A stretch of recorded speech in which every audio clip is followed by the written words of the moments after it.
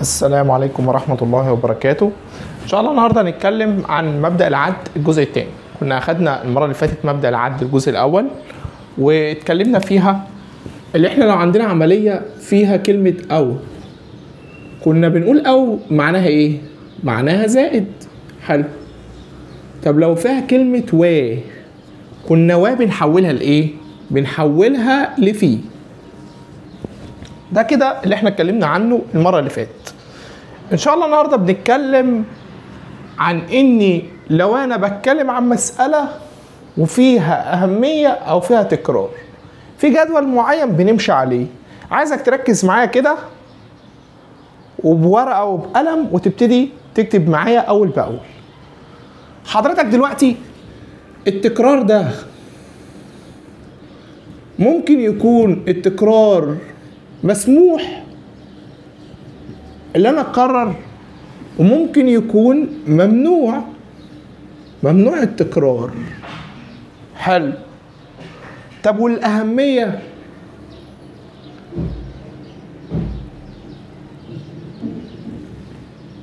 او مثلا خليها بدل الاهمية الترتيب. خلينا نتكلم عن الترتيب. لو انا بتكلم عن الترتيب وانا برتب حاجات معينة، الترتيب ده ممكن يكون مهم وممكن يكون غير مهم. حلو. طب ما تعمل لي ده كله في جدول. تعال اعمله لك في جدول.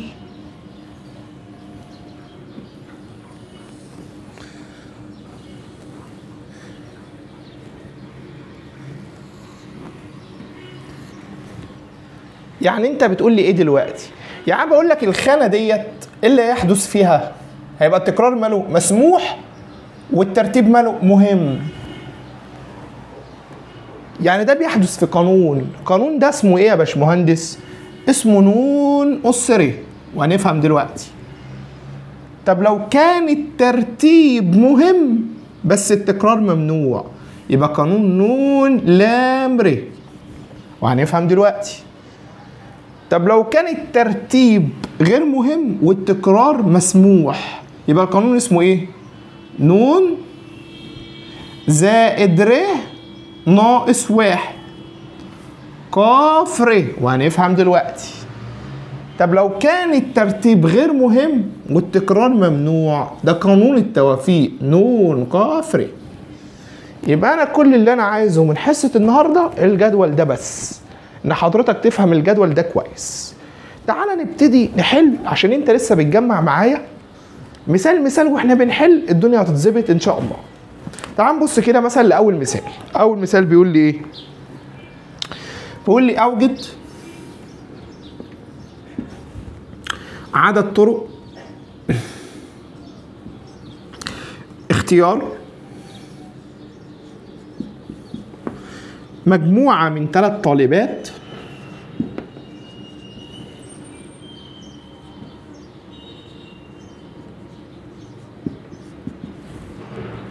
و4 طلاب من بين 5 طالبات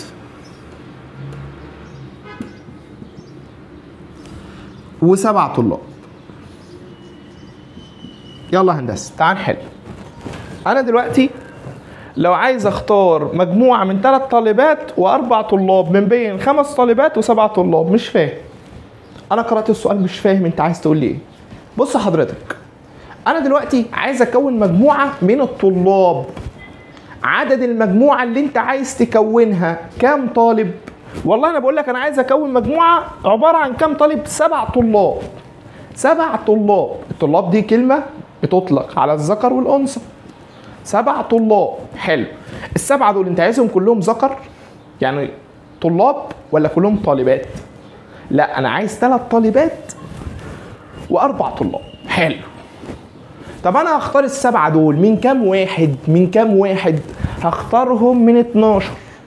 يعني هختار ال3 طالبات من 5 طالبات، وهختار ال4 طلاب اللي هم 4 ذكور من 7 طلاب. حلو. طب انت دلوقتي لما تيجي تختار 3 طالبات من 5 طالبات، هل في تكرار؟ لا، مفيش تكرار. هو يعني ايه مفيش تكرار؟ يعني حضرتك دلوقتي انا عندي الخمس طالبات دول اسمهم واحدة اسمها هند، واحدة اسمها نهى، واحدة اسمها شيماء،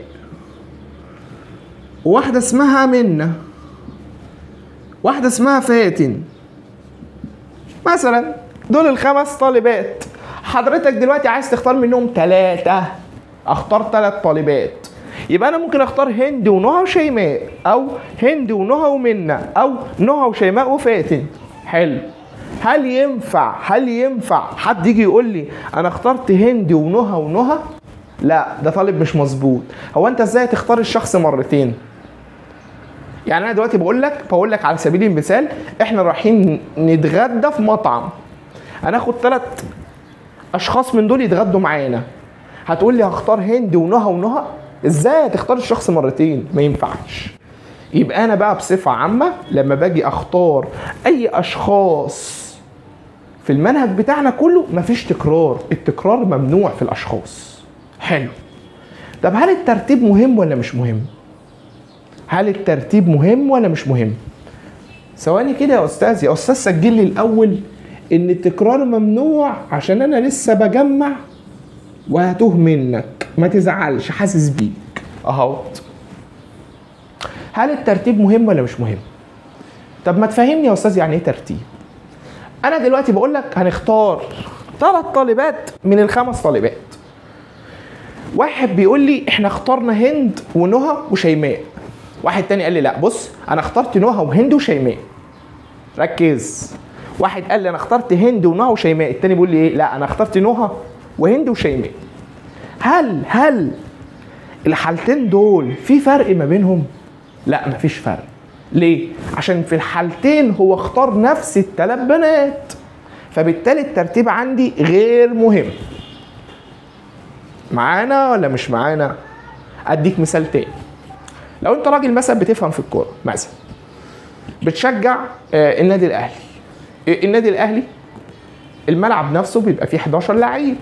لما بيجي يبتدي بالتشكيل بيقول لك بدايه من حارس المرمى محمد الشناوي، وبعد كده المدافعين، بعد كده خط النص، بعد كده المهاجمين.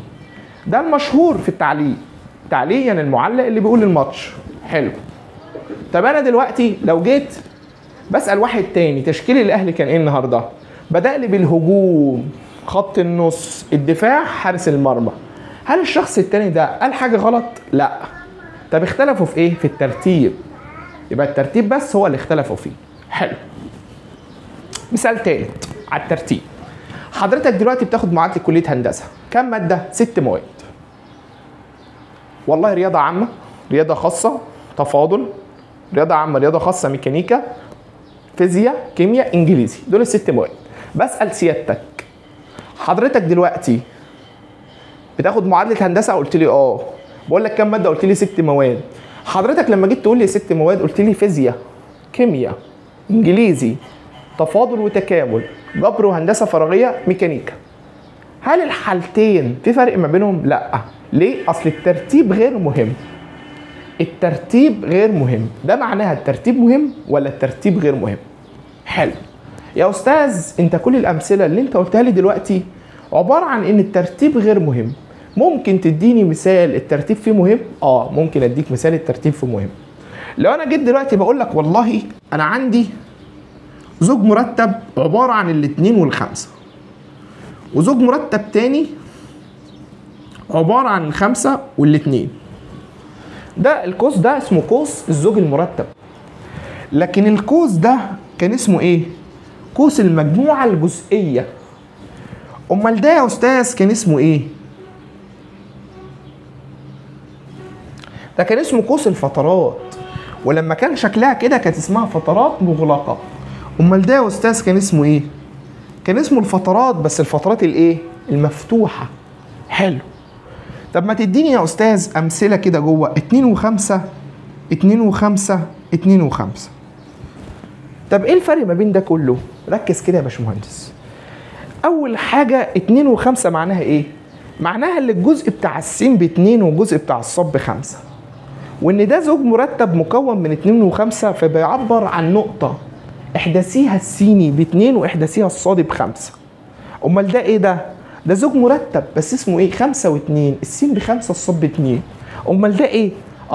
دي مجموعه جزئيه بتتكون من كام عنصر؟ 2 و5. مفيش حاجه اسمها هنا السين ب2 والصاد ب5. امال انا بستخدم ده امتى يا استاذ؟ بستخدمه في مجموعه الحل، لما كنت بحل معادله ويطلع حلين، حل ب2 وحل ب5.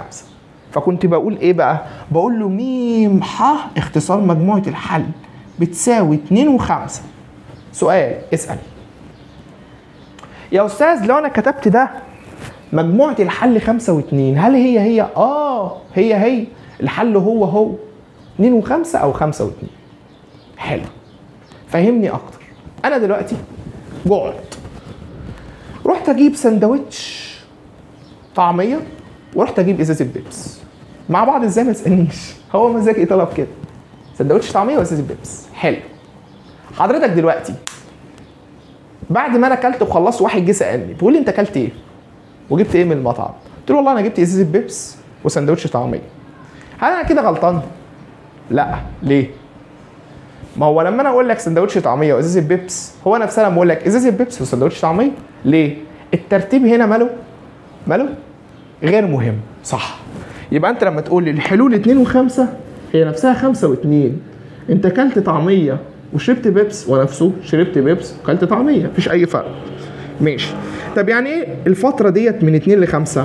معناها من اول الاثنين لغايه ال5 بما فيها كل العناصر اللي داخلها، وما بين الاثنين والخمسة عدد لا نهائي من الارقام، اللي هو 2 وربع، 2 ونص، 2 و75%، 2 و78%، 2 و99%، 3 و1، 3 و2، 3 و5، الاعداد دي كلها بما فيهم الاثنين والخمسة. امال يا استاذ يعني ايه 2 و5 اللي تحت؟ يعني من اول الاثنين لغايه الخمسه، بس الاثنين والخمسه بالهم مش معانا. يبقى معايا 2 و1 من 100، 2 و1 من 1000، 2 و1 من مليون، 2 ونص، 2 و75%. معايا كل الارقام دي بس الاثنين و5 مش معايا. حلو. فاحنا هنا فهمنا الفرق ما بين الاقواس دي كلها. بس هنرجع للسؤال اللي خلاني اتكلم عن دول. ايه السؤال اللي خلاك تتكلم عن دول؟ هل حضرتك ديت هي نفسها ديت؟ الاثنين وخمسة هي نفسها الخمسة والاثنين؟ لا. ليه؟ عشان ده بيعبر عن احداث السيني، فهنا السين ب2 والصاد ب5، لكن اللي تحت السين ب5 والصاد ب2. فبالتالي لما حضرتك تيجي تعبر عن ايه بقى؟ عن الازواج المرتبة اللي هي بتتكتب بالشكل ده، يبقى لازم تستنتج ان الترتيب ماله؟ الترتيب مهم. حلو قوي. يبقى بالفكر كده والفهم اقدر احدد في كل مسألة اذا كان الترتيب مهم ولا الترتيب غير مهم. حلو. ماشي. طب انا دلوقتي يا باشمهندس وصلت لايه؟ وصلت ان التكرار ممنوع. طب عايز اعرف الترتيب. ما قلنا لما انت تاخد هند ونهى وشيماء وحد تاني يقول لي لا انا خدت نهى وهند وشيماء، هل هنا الترتيب مهم في حاجة؟ لا، لان في الحالتين احنا خدنا ال3 طالبات دول. يبقى هنا الترتيب ماله؟ الترتيب غير مهم. ماشي. انا يا استاذ عايز اخد بقى القانون اللي هحل بيه هنا. هتحل بأنهي قانون يا باشمهندس؟ اروح ادور بقى في الخانات.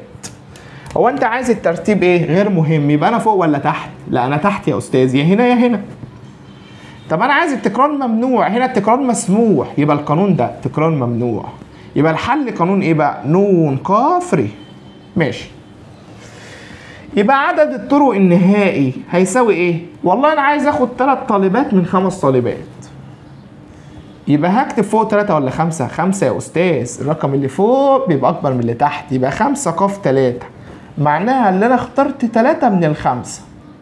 طب ما انا هختار 4 من 7، يبقى نفس القصة، 7 ق 4. سؤال، احط ما بين الجزء ده والجزء ده زائد ولا فيه؟ هو انت هتختار ال3 طالبات او تختار 4 طلاب، ولا هتختار ال3 طالبات و4 طلاب؟ وي يا استاذ، وي، هو مكتوب وي اصلا، يبقى وي يعني ايه؟ فيه. اعملها على الاله يا باشمهندس، خلصت المساله. بعمل 5 ق 3 في ايه؟ في 7 ق 4. ماشي. شوف آلة هنا كده عشان ايه نطلع الارقام اول باول.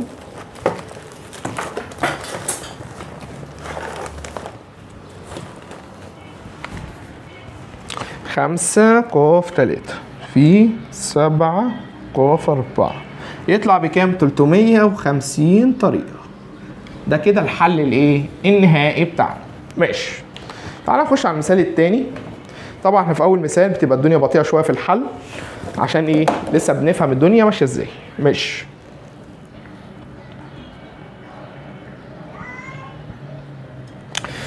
المثال التاني بيقول لي اوجد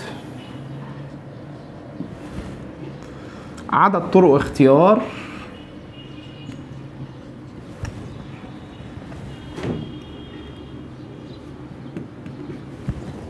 فريق مكون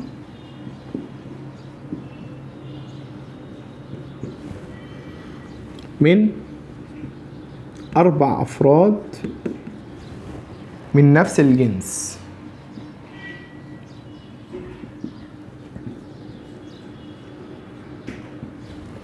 من بين 9 أولاد و6 بنات.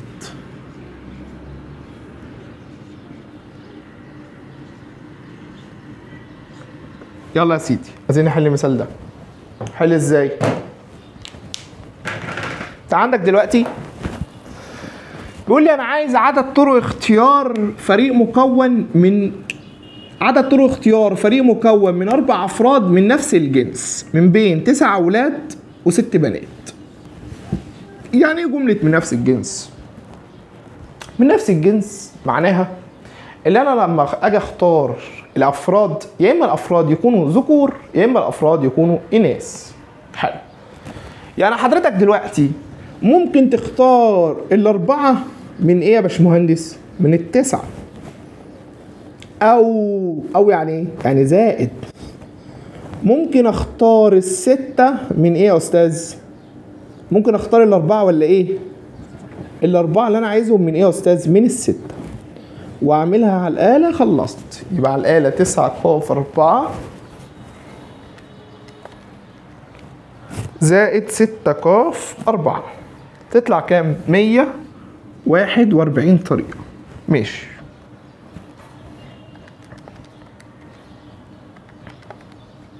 حلو.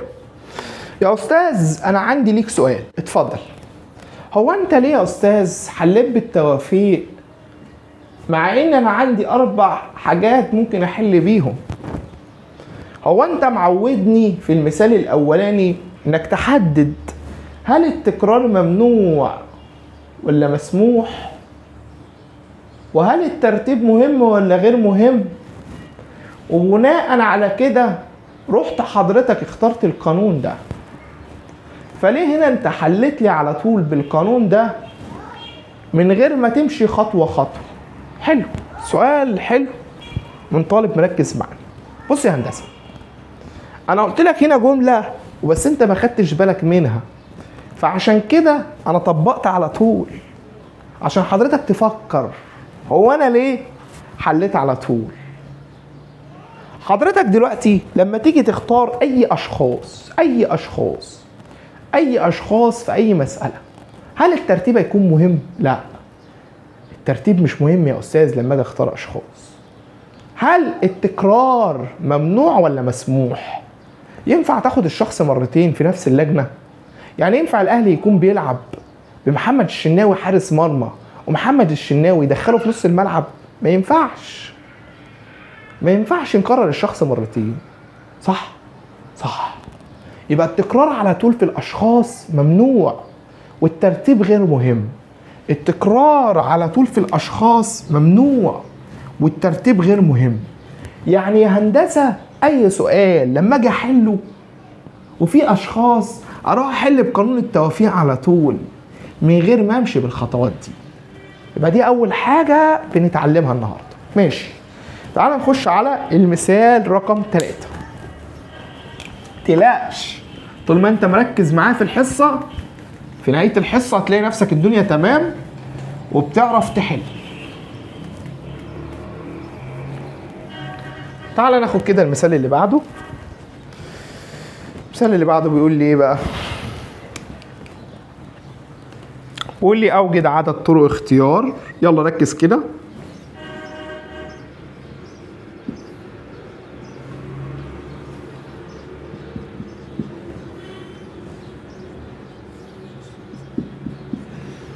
فريق مكون من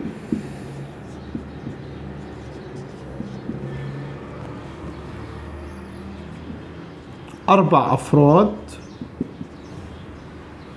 من بين 9 أولاد و6 بنات، بحيث يحتوي الفريق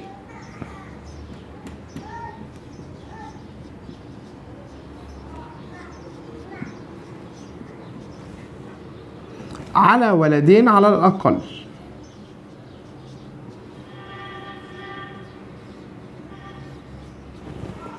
حل ازاي يا هندسة؟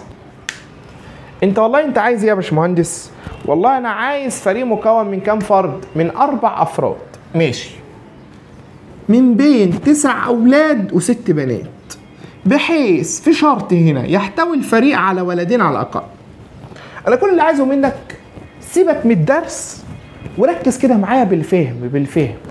أنت عايز الفريق مكون من كام شخص؟ 4 أفراد. في شرط في شرط يحتوي الفريق على ولدين على الأقل.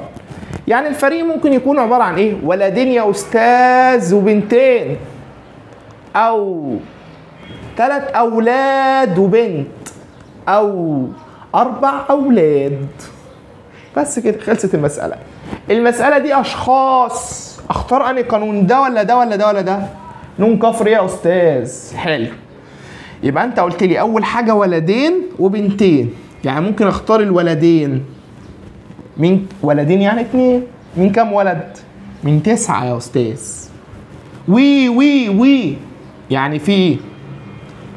اختار بنتين. من كام بنت؟ من 6. حلو. يبقى ده اسلوب حل او زائد، يعني انا احل دي الاول او زائد. اختار 3 اولاد. من كام ولد؟ من 9. اختار بنت. من كام بنت؟ من 6 او يعني زائد. اختار يا استاذ 4 اولاد من 9، وما اختارش بنات خالص. حلو. سؤال، اسأل يا ابني. يقول لي يا استاذ هو انا ممكن اكتب هنا 9 ق 4 في 6 ق 0؟ عادي، لان 6 ق 0 بواحد، واحد في اي حاجه باي حاجه، فالواحد ملوش لازمه ان انا اكتبه. حلو. اروح بقى نعملها على الآلة ونجيب الرقم بتاعنا. 9 ق 2 في 6 ق 2 زائد 9 ق 3 في 6 ق 1 زائد 9 ق 4. ده كله بكام؟ 1170. بس كده خلصت. يبقى احنا حتى الآن الدنيا مفيهاش مشكلة إن شاء الله. ماشي. تعالوا نبصوا على سؤال تاني. كل سؤال عن السؤال اللي قبله بيبدأ يثبت عندنا الدنيا. بيقول لي ايه بقى؟ بيقول لي بص، انا عايز عدد طرق. ركز بقى عشان نتعلم حاجة مهمة هنا. توزيع 3 كتب على 5 أرفف. ركز يا باشمهندس. عايزك تركز معايا في حاجة مهمة هنبتدي نتعلمها في المثال ده. ايه هي الحاجة دي؟ حضرتك دلوقتي لما تيجي توزع لي كتب على أرفف، أو تيجي توزع لي مجموعة من الكور كرات على صناديق أو في صناديق،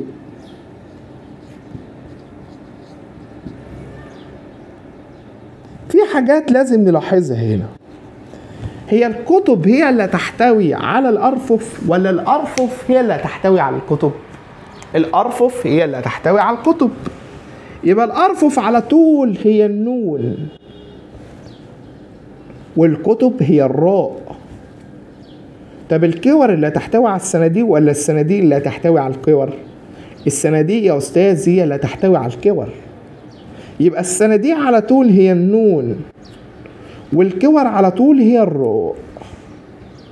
ركز. بس لازم اخد بالي من حاجة مهمة بدون النظر إلى أي أرقام في المسألة. يعني إيه يا أستاذ؟ يعني أنا هبتدي أديك مثال. هقول لحضرتك أنا هوزع 5 كرات على 3 صناديق. اكتب لي يا أستاذ عشان أنا ماشي بالعلاج.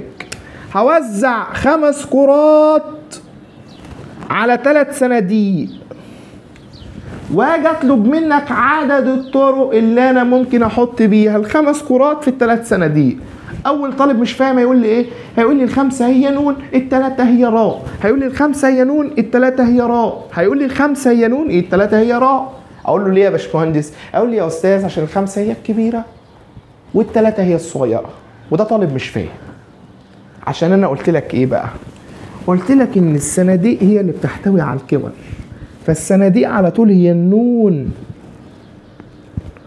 وعلى طول الكور هي الراء بدون النظر الى اي ارقام في المسألة. ما تخليش ارقام المسألة تخدعك. ما تخليش ارقام المسألة تخدعك. حلو. فواحد قاعد جنب الشخص اللي ما كانش فاهم فقال لي يا استاذ يعني انت عايز تقنعني ان الر ب5 والنون ب3؟ بقول له في المسائل ديت هيبقى الر ب5 والنون ب3. وخد بالك انا مش هقول 3 ق 5.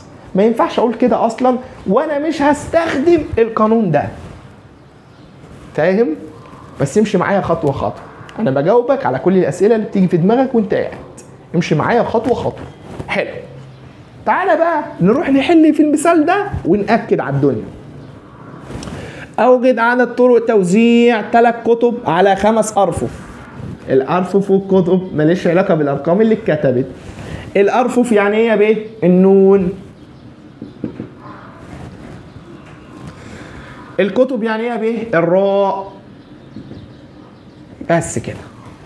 ده اللي أنا عايز أطلع بيه من القصة دي. حلو. طب انا يا استاذ هحل بأني قانون من دول؟ لما تيجي توزع كتب على ارفف، هاجي اوزع كتب على ارفف، اجي احط كتب في ارفف.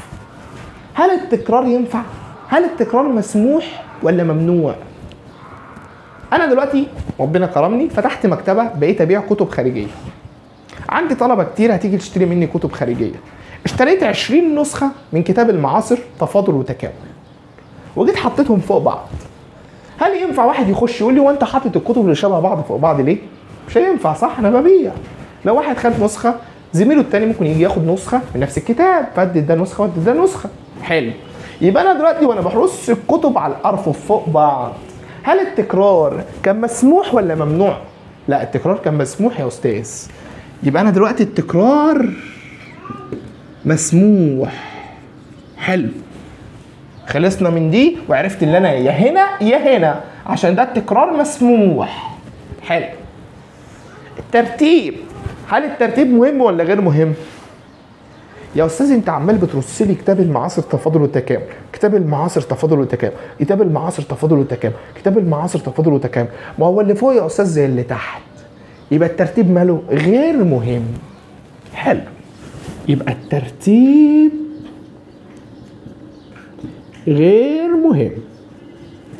يبقى انت يا باشمهندس موجود هنا ولا هنا؟ لا انا موجود هنا يا استاذ. يبقى القانون اسمه ايه بقى؟ نون زائد ر ناقص 1 ق ر. يعني عدد الطرق يا استاذ عوض بالارقام بقى. ق ر يبقى ق 3 تحت. نون زائد 1 5 زائد 3 8 ناقص 1 7. يبقى 7 ق 3. ممكن اشوفها كده في الامتحان اختارها، ما شفتهاش كده اشوفها ايه؟ اشوفها رقم فاروح جايبها بالآلة. 7 ق 3 تديني كام؟ 35. خلصت مسألة، خلصت. حلو. تعالوا نشوف مثال تاني على نفس الفكرة دي برضو عشان نأكد الدنيا. ماشي.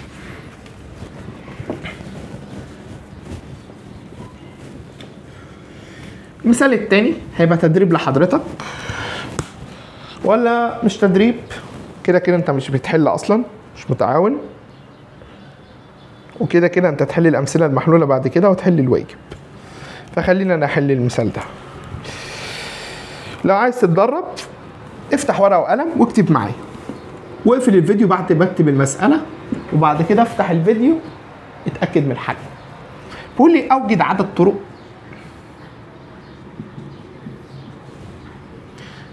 توزيع 7 كرات متماثلة.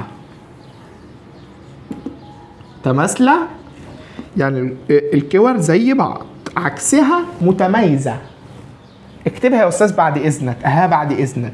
متميزة. متميزة يعني الكور مختلفة عن بعض. حلو. متماثلة على 3 صناديق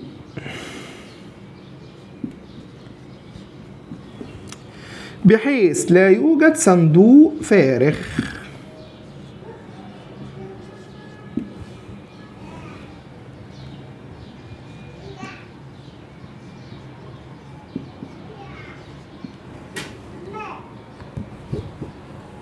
يلا يا سيدي تعال حل يلا المثال ده. حل ازاي؟ انا دلوقتي عايز اوزع 7 كرات متماثله على 3 صناديق، بس في شرط. الشرط اللي عندي هنا في المساله اللي لا يوجد ايه؟ صندوق فارغ. يعني انا دلوقتي معايا 3 صناديق اهم. لازم قبل ما اوزع خالص اعمل ايه؟ ادي لكل صندوق كوره. خد يا صندوق كوره ها، وانت خد كوره ها، وانت خد كوره ها. استاذ اسال، هو انت ليه اديت لكل صندوق كوره؟ عشان انا دلوقتي ما اضمنش ان في صندوق يبقى فارغ. فاهمني؟ يعني انا هاجي في الاول ادي لكل واحد كرة وابتدي اوزع الباقي. هما كانوا 7. لما تدي لكل واحد كرة يبقى كام كرة؟ 4. يبقى انا دلوقتي ممكن اقول ايه؟ ممكن اقول والله ممكن احط ال4 هنا، يبقى انا اديت لده بصفة عامة كام؟ 5. وده 1 وده 1، يبقى ده 5 وده 1 وده 1. يبقى انا ضامن وانا بوزع باي اسلوب ما ان مفيش صندوق يبقى فاضي. فعشان كده جيت من اول المساله خالص اديت لكل واحد كوره. حلو. طب يا استاذ ال4 ديت هتبقى نون ولا ر؟ هو احنا هنا في مساله الكوره والصناديق قلنا الصناديق دي على طول بتبقى ايه؟ تبقى نون. يبقى النون بكام؟ ب3. امال دي تبقى ايه؟ الراء ب4. حلو. لما اجي اوزع كرات على صناديق، هل التكرار مسموح ولا ممنوع؟ يا ابني انت لسه بتقول لي ان الكرات مالها متماثله، يعني الكرات زي بعض، فلما اجي انزلهم انت عمال بتكررهم، فبالتالي التكرار ماله؟ التكرار مسموح. حلو. هل الترتيب مهم ولا غير مهم؟ مش هي الكرات زي بعض، مش هتفرق مين اللي هينزل الاول، يبقى الترتيب ايه؟ مهم. غلط. مهم ازاي يا ابني؟ بقول لك مش هتفرق اللون اللي هينزل الاول، يبقى الترتيب ماله؟ غير مهم. حلو. يبقى الترتيب غير مهم. حلو. تكرار مسموح، يبقى انا هنا الترتيب غير مهم، يبقى القانون اللي تحت. يبقى ن زائد ر ناقص 1 كفري. ن زائد ر ناقص 1 كفري. ن زائد ر يبقى 3 و4 7 ناقص 1 6 ق ر اللي هو كام؟ 4. اشوفها كده في الامتحان او اشوف قيمتها. نجيبها بالآلة قيمتها 6 ق 4. هجاوبك على سؤالك دلوقتي. 6 ق 4 بتساوي 15. يبقى في 15 طريقة ممكن احل بيها. زميلكم بيسألني سؤال بيقول لي ايه؟ بيقول لي يا باشمهندس حضرتك دلوقتي انا عايز احل باسلوب مختلف. فاقول له حل. قال لي ايه؟ قال يا باشمهندس الكرات يعني ر، يبقى ر بسبعة، والصناديق يعني نون يبقى نون بتلاتة، واخد السبعة والتلاتة واعوض في القانون ده، خلصت.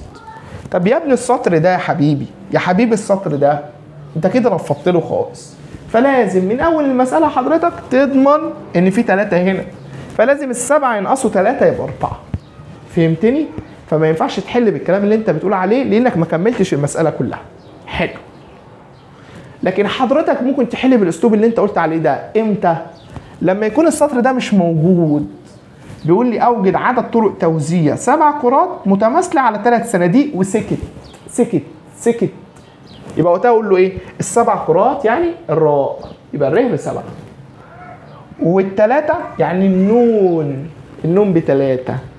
وده يخلينا اروح للمثال اللي قلته لك من سبورتين وما كنتش انت فاهم وقتها، اللي هو ايه بقى؟ ازاي يا استاذ النون ب3 والر ب7؟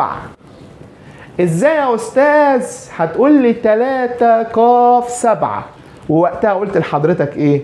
قلت لك انا كده كده مش هستخدم القانون ده في قانون تاني انا بستخدمه، فبيحول المسألة لمسألة عادية منطقية، الرقم اللي فوق اكبر من او يساوي الرقم اللي تحت، مش اصغر منه. معايا؟ فمع مرور المسائل في الحصة بتلاقي نفسك الدنيا بتتظبط، ما تقلقش. حلو. يبقى انا من السبورتين دول ممكن استنتج حاجة مهمة، ايه هي؟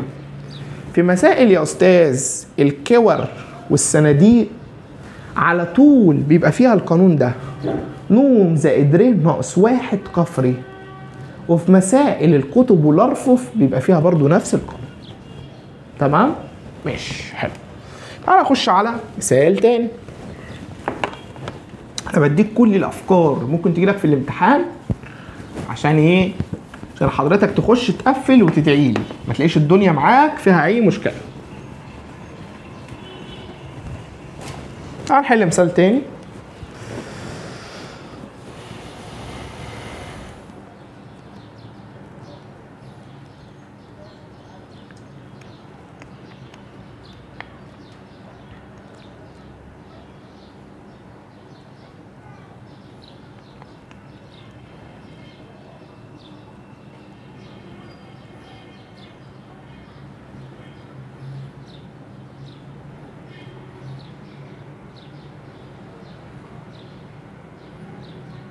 بيقول لي ايه بقى؟ بيقول لي اوجد عدد طرق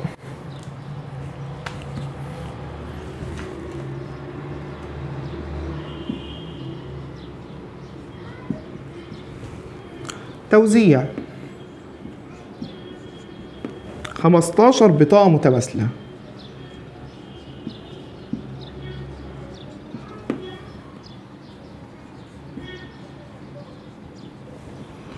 على 4 أشخاص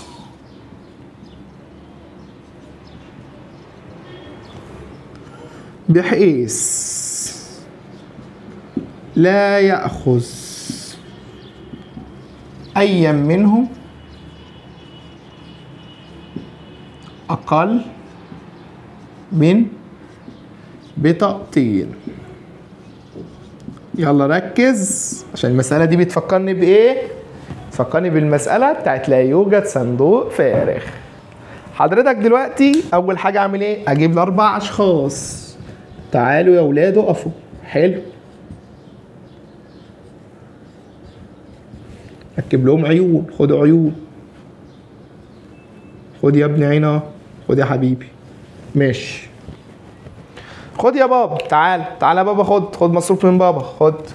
خدها 2 بطاقة. اديله بطاقتين. اللي بعده خد يا حبيبي بطاقتين. اللي بعده خد بطاقتين. اللي بعده خد بطاقتين. حلو. يبقى كل واحد منهم اديته بطاقتين. ليه انت اديته بطاقتين؟ عشان هو قال لي بحيث لا ياخذ اي منهم اقل من بطاقتين. يبقى انا لسه ما وزعتش. هو انت كان معاك كام بطاقه؟ كان معايا 15 بطاقه. وزعت منهم في الاساس كام بطاقه؟ 2 في 4 اشخاص 8 بطاقات. يعني اديت لهم 8 عشان اضمن ان مفيش حد منهم هياخد اقل من بطاقتي. يبقى حضرتك البطاقات اللي بقى معاها في ايديا دلوقتي كام بطاقه؟ 7. جيب منين السبعه؟ 15 ناقص 8. حلو. يبقى انا معايا 7 بطاقات، يعني النوم ب7.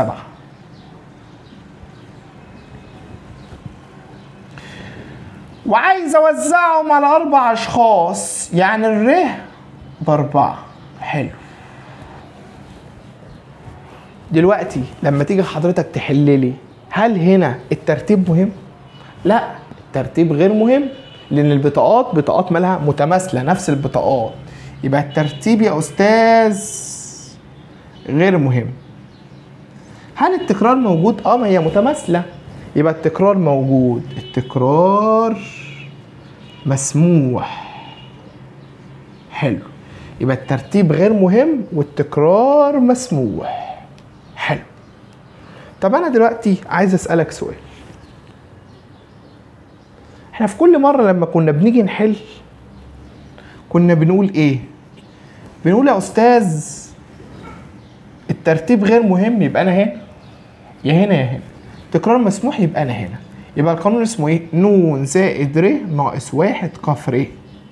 يبقى لما تيجي تعوض بسرعه بقى، 7 زائد 4 11 ناقص 1 10، يبقى 10 ق كام؟ 10 ق 4. واعملها بالاله، خلصت. يبقى بالاله عندنا 10 ق 4 تطلع بكام؟ ب 210. حلو قوي. ماشي. يبقى مساله زي دي برضو ما فيهاش مشكله، الحمد لله. ماشي. تعال نبص على مساله تانية. بيقول لي ايه بقى هندسه؟ بيقول لي اوجد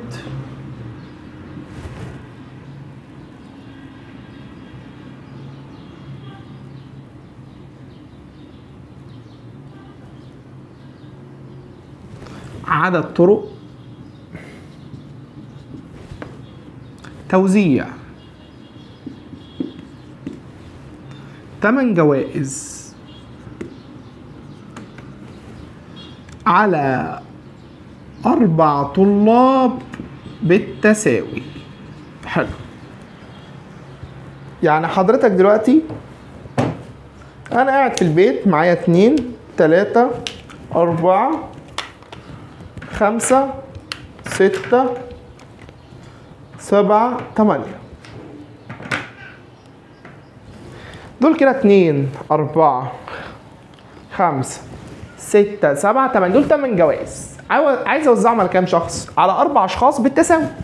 يعني كل شخص منهم هياخد كام جايزه؟ جايزتين. حلو. ركز معايا. هاجي للشخص الاولاني اقول له خد الجايزتين بتوعك اهو. اتفضل يا سيدي، الجايزتين بتوعك اهو. حلو. هل انا دلوقتي وانا بديله الجايزتين هل الترتيب مهم؟ لا، الترتيب غير مهم، لان انا كده كده هوزعهم بالتساوي. يبقى انا اول حاجه اكتبها وانا بحل هنا، والله انت عندك الترتيب ماله؟ الترتيب غير مهم. ماشي. هل التكرار موجود؟ لا، هو ما قاليش ان الجوائز زي بعض، ما قاليش ان هما متماثله، فبالتالي الجوائز مختلفه. يبقى التكرار ممنوع. تكرار ممنوع والترتيب غير مهم. يبقى الحل ايه؟ ن ق ر. ماشي. ارجع لي تاني وقول لي، انت في الاول كنت ماسك ال8 جوائز وقلت له خد 2 اهم. اول طالب قلت له خد 2 اهم. انت اديته ال2 دول بعينهم؟ لا مش بعينهم، انا خدت 2 من هنا ورحت مديهم. يبقى انا اخترت 2 من كام جايزه؟ من 8 جوائز يا استاذ، واديتهم له. خد يا ابني، خد يا حبيبي، جايزتين بتوعك اهو. حلو. هل الناس اللي باقيه، يعني انت هتدي الاول او تدي الناس الباقيه، ولا هتدي الاول والثاني والثالث والرابع؟ هدي الاول والثاني والثالث والرابع. يبقى بينهم ايه؟ في. حلو. لما تيجي تدي الشخص الثاني، هو باقي معايا كام جايزه؟ 6 يا استاذ.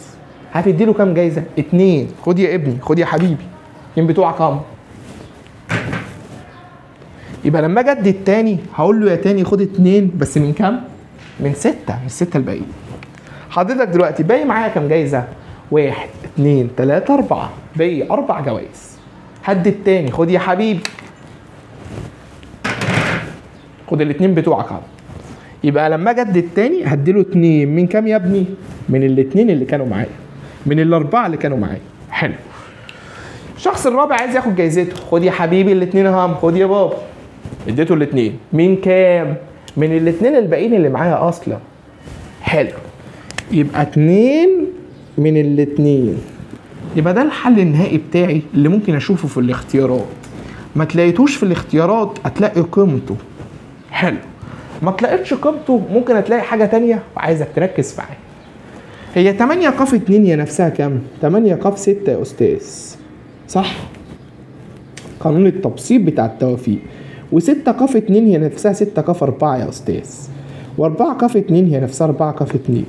طب و2 ق 2 بواحد يا استاذ، فممكن ما تلاقيهاش في الامتحان، لان واحد في اي حاجه بالاي حاجه، فمش لازم اكتبه. يبقى اوقات في الامتحان بيغير صيغه الاختيارات ويكتب لك الصيغه دي، وجت في امتحان قبل كده السنه اللي فاتت والسنه اللي قبلها معايا، فما تخليش حد يضحك علينا. وممكن يديني الرقم النهائي اللي ممكن نجيبه بالآلة عادي بسهوله، اللي هو ايه بقى؟ 8 ق 6 في 6 ق 4 في 4 ق 2، يطلع بكام؟ 25 20. حلو. يبقى عندنا السؤال ده برضو سؤال سهل، مفيهوش مشكله ان شاء الله. ماشي. تعالى نبص خلاص بقى على اخر مثالين في الحصه عشان نقفل دنيتنا.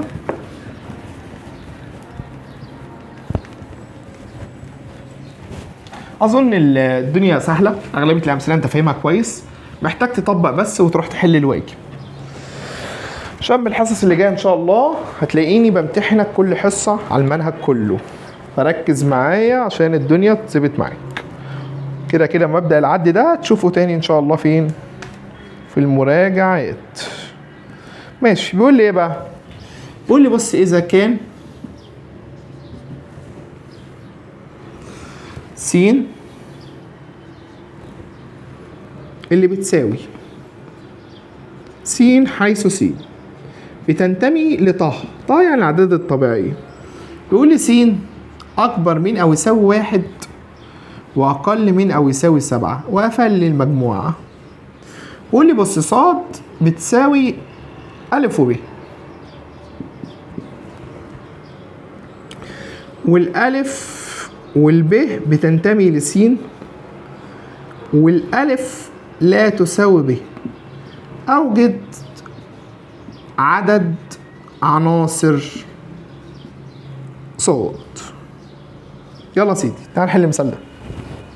حل ازاي؟ المسائل ديت كوبي بيست بتيجي في الامتحان. بقول لي اذا كان س حيث س بتنتمي للاعداد الطبيعيه، س اكبر من او يساوي 1 واقل من او يساوي 7، يعني س ممكن تبقى بواحد او ايه؟ 2 3 4 5 6 7. ماشي. انت ليه يا استاذ خدت الواحد وخدت السبعه؟ عشان فيه يساوي. يعني يا استاذ لو ما كانش فيه يساوي هنا ما كنتش اخد الواحد، كنت اخد الاثنين والثلاثه والاربعه والخمسه والسته والسبعه. حلو.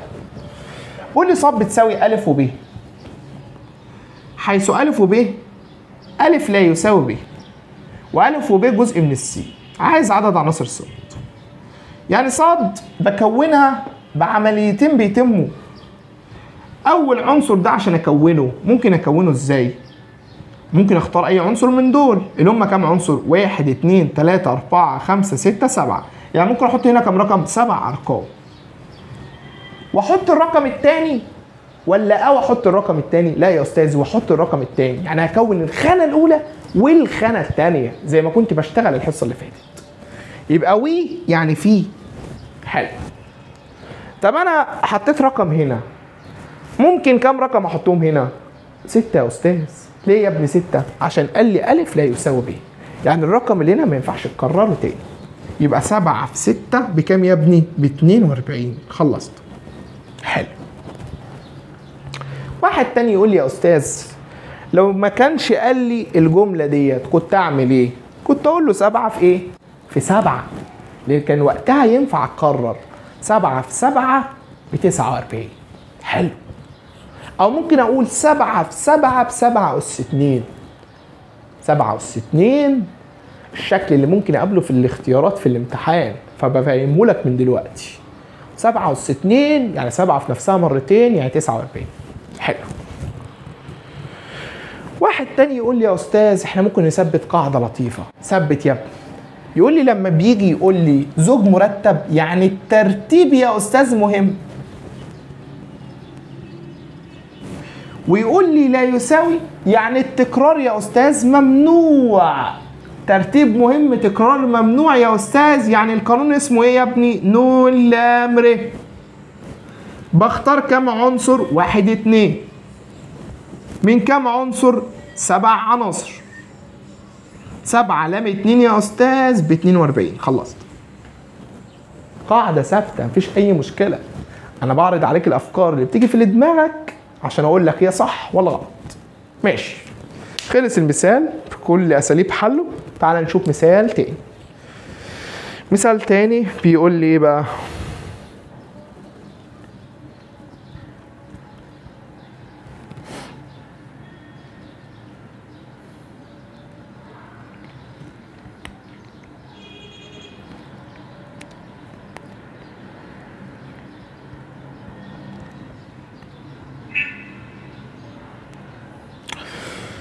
بيقول لي إذا كان، ده آخر مثال في الحصة، إذا كان س بتساوي س نقط س، يعني س حيث س بتنتمي للأعداد الطبيعية، والسين أكبر من أو يساوي 5 وأقل من 9. ماشي. وكانت ص تساوي المجموعة أ وب وج، حيث أ وب وج بينتموا لس، فأوجد عدد عناصر ص. يلا يا سيدي عايزين نحل مثال زي كده. أنا دلوقتي عندي العناصر بتاعت س أصلا عبارة عن إيه؟ مجموعة جزئية فيها ال5، ال5 معايا، 6 7 8 9 معاك؟ لا ال9 مش معايا. ليه؟ عشان مفيش يساوي. حلو. لما أجي أكون الشكل ده كده، المجموعة الجزئية دي هل الترتيب مهم؟ لا، اتكلمنا عليها من شوية، ترتيب غير مهم. هل ينفع تقول لي ان الحل 2 و5 و2؟ لا يا استاذ، التكرار ممنوع. لما بنيجي نتكلم عن الحلول يبقى التكرار ممنوع. حلو. تكرار ممنوع، ترتيب غير مهم، يبقى فين؟ توافيق يا استاذ، توافيق. نون كفري. النون عندك بكام؟ 1 2 3 4، 4 عناصر يا استاذ. قاف. الر بكام؟ اختار منهم 3 يا استاذ. 4 قاف 3 اللي هي 4 قاف 1 اللي هي على القلب 4. حلو. يعني انت يا استاذ باختصار في المسائل اللي بتجيلك بالشكل ده، لو كان زوج مرتب وقال لك لا يساوي تباديل على طول، لو كان مجموعة جزئية توافيق على طول. يا استاذ سؤال فهمني. هو في المجموعة الجزئية ينفع يقول لي لا يساوي؟ لا ما ينفعش. ليه؟ عشان دي شيء بديهي. اي مجموعه جزئيه انا وانت وهو عارفين ان هو مفيش لا يساوي اصلا. ما ينفعش اقول لك لا يساوي اصلا. عارفين ان مفيش حاجه اسمها يساوي.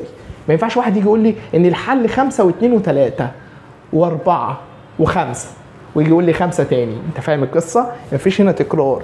يبقى عمره هنا ما يقول لي لا يساوي، لان انا وانت وهو عارفين ان هو لا يساوي على طول. امال هنا يا استاذ لا، ده في فرق.